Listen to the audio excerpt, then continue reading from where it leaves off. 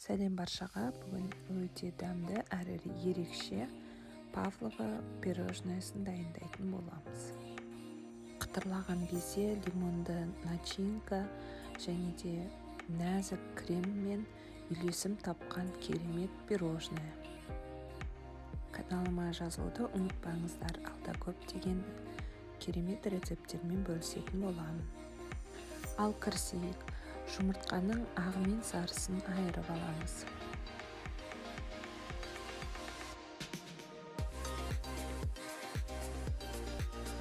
Жұмыртқаның ағына тұз және де бір ас қасық лимон сусын қосып, көпіршігенше миксермен араластырамыз.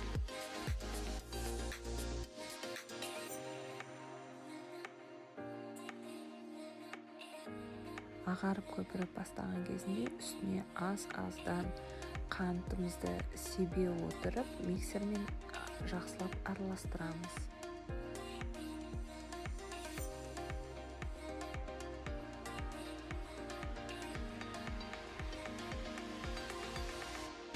Кемінде 15 минут миксермен араластыру қажет болады.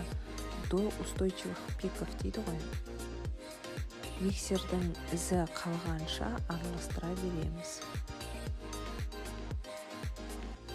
Жақсылап араластырғанымызда меншіктен құламауы қажет, және де ыдысымызды төңкеріп көрген кезінде креміміз сол күйі ыдыста тұра беруі қажет болады. Сонда беземіз дайын деген сөз. Үстіне крахмалымызды қосып, кондитерлік лопатамен жақсылап араластырып аламыз. Кондитерлік қалташаға салып, пергамент қағазының үстіне әдемі формада, өзіңіз ұнайтын формада құйып шығамыз. Шай қасықтың көмегімен ойықша жасап шығамыз.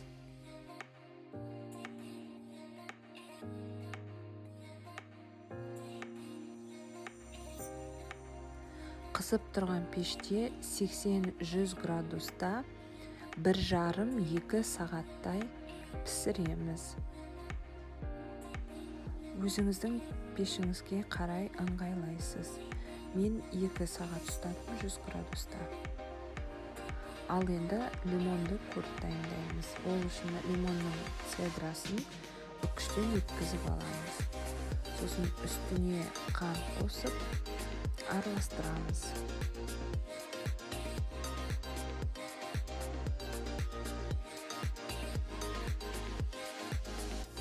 Цедрасын қырып алған лимонымызды екіге бөліп, осындай құрылғымен немесе қасықтың көмегімен лимонның согын сығып аламыз.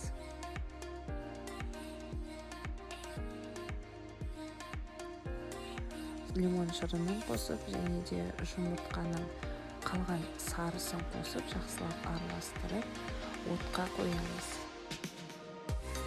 Жұмыртқамыз пісіп қалмау үшін үнемі араластырып отырамыз.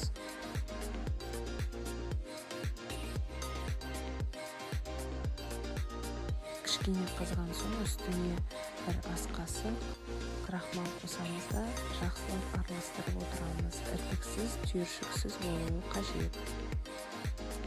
Крахмалдың мөлшерін өзіңіз қалауыңызша өзгертсеңіз болады.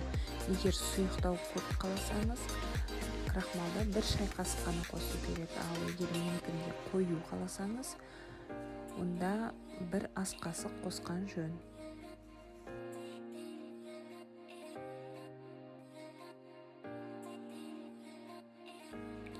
Отты сөндіріп, үстіне бөлме температурасында тұрған сары майымызды қосып, тағы да жақсылап араластырамыз.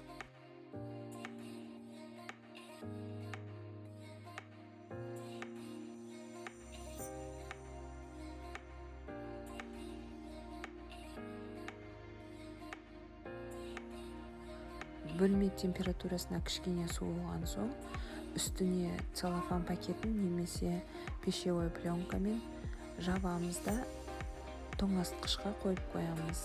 Целлофанымыз немесе пленкамыз контакт тұру қажет, яғни тиіп тұру қажет. Кремімізді жинауға жақындағанда дайындап кірісеміз. творожный сырға сахарный пудрамызды қосып, үстіне суық кілегейімізді қосып, жақсылап араластырамыз. Яғни қоюланғанша араластыратын боламыз.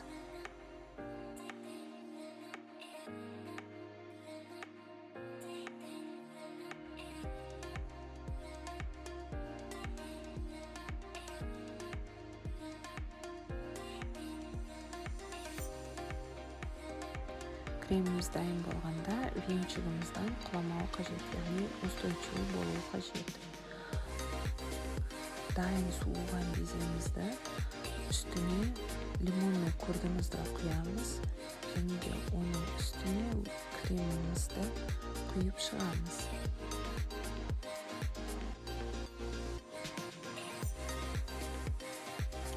Өзіңіз қалағаныңызша әрлесеңіз болады.